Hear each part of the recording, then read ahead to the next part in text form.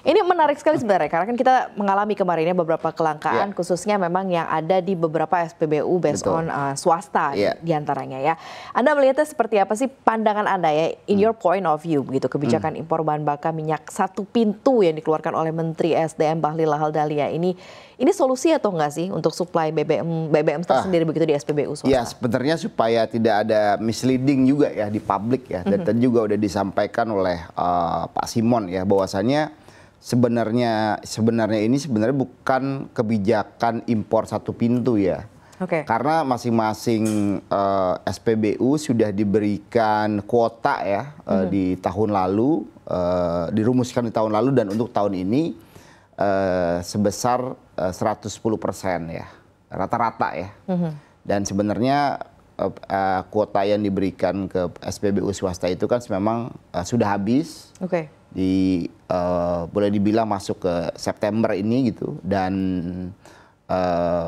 pemerintah memberikan suatu solusi untuk SPBU swasta yang kekurangan stok ini untuk dapat menambah dengan menggunakan alokasi yang dimiliki oleh Pertamina, which is Patraniaga ya. Berarti bukan impor BBM satu pintu melalui Pertamina begitu ya? Bukan. Sebenarnya kan ada badan usaha yang masih memiliki kuota, ada badan usaha yang kuotanya sudah habis. Nah ini kan supaya tidak ada misleading ya di publik juga. Ini kan seolah-olah badan usaha dipaksa gitu ya untuk impor melalui Pertamina. Nah ini kan sebenarnya suatu solusi yang saya pikir ya win-win gitu di tengah situasi yang ada gitu, daripada terjadi kelangkaan bisa menggunakan, dan memang yang diimpor ini kesepakatan yang ada itu kan memang base fuel ya. Jadi masing-masing SPBU swasta bisa meraciknya gitu sesuai dengan resepnya masing-masing kan. Ini base fuel melalui Patraniaga, lalu sampai, dan kalau menurut informasi base fuel itu sudah sampai di Jakarta ya. Ini di Rabu kemarin ya.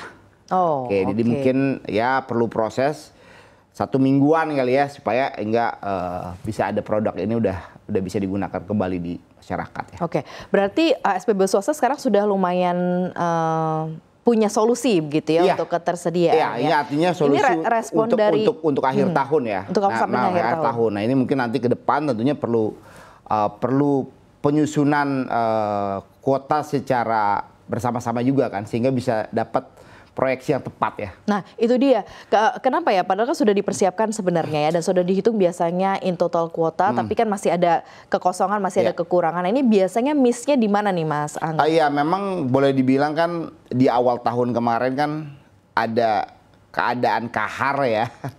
Yang kita tahu bersama, Pertamina ditimpa suatu isu ya, soal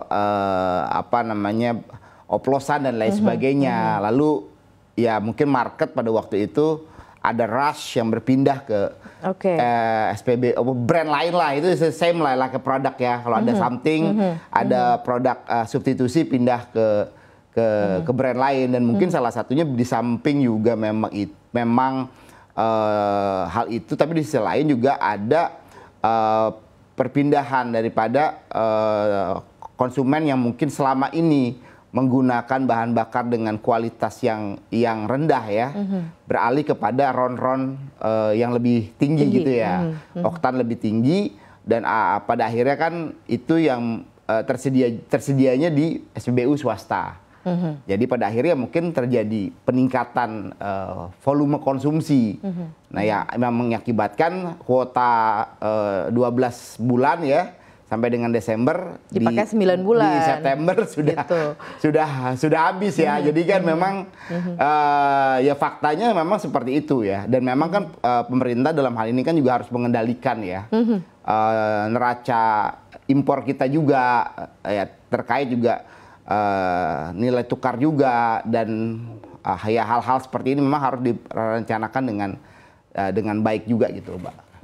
Kalau dilihat dari perencanaan impor kuota BBM sendiri untuk SPBU swasta, so far sejauh ini seperti apa sih perencanaannya? Tadi kan juga Pak Angga juga bilang bahwa harus disusun lagi nih nanti untuk tahun depan gitu ya, biar tidak terjadi lagi. Nah, apa yang terjadi di tahun ini seperti apa gambarannya nanti untuk dalam plan gitu ya, penyusunan perencanaan kuota impor BBM swasta di tahun depan begitu, untuk sekaligus juga untuk mempertimbangkan mungkin karakteristik dari masing-masing SPBU, skala bisnis gitu ya, kemudian juga kapasitas stok begitu. Jadi nggak dipukul rata gitu.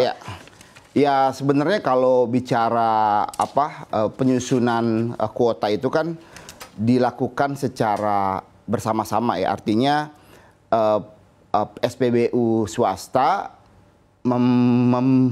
membuat suatu planning lah, projection kebutuhannya gitu. Lalu pastinya kan ada angka-angka ekonomi trik ya yang dilakukan, terus juga mungkin rencana pengembangan dari SPBU swasta tersebut, mau bikin berapa SPBU lagi gitu kan. Nah, pasti kan satu SPBU dengan SPBU lainnya juga punya angka yang berbeda-beda, dan di sisi lain juga kan pemerintah ada badan pengatur hilir juga ya, ada BPH Migas juga ya. Nah, ini mungkin yang memang ke depan ya perlu kita perlu kita dudukan secara lebih proporsional, sehingga angka-angka yang ada ini sudah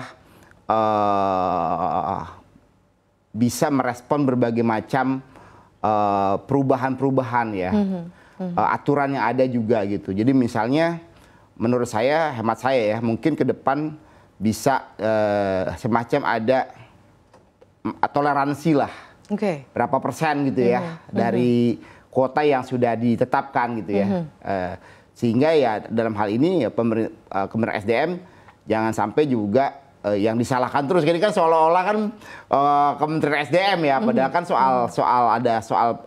soal importasi dan lain sebagainya juga ada Kementerian Perdagangan juga gitu. Jadi menurut saya bisa ada suatu aturan yang bisa memberikan suatu semacam toleransi lah. Jadi ada fleksibilitas juga kan, karena kan dinamika situasi perkembangan saat sekarang ini kan sangat agile sekali ya. Betul. Jadi kan memang ya perlu, jangan terlalu kaku juga saya lihat. Jadi perlu ada suatu aturan-aturan yang bisa merespon ya market juga gitu menurut saya. Jadi tapi juga jangan melanggar aturan gitu kan. Nah kan aturan kan merupakan suatu kesepakatan bersama, begitu Mbak Maria.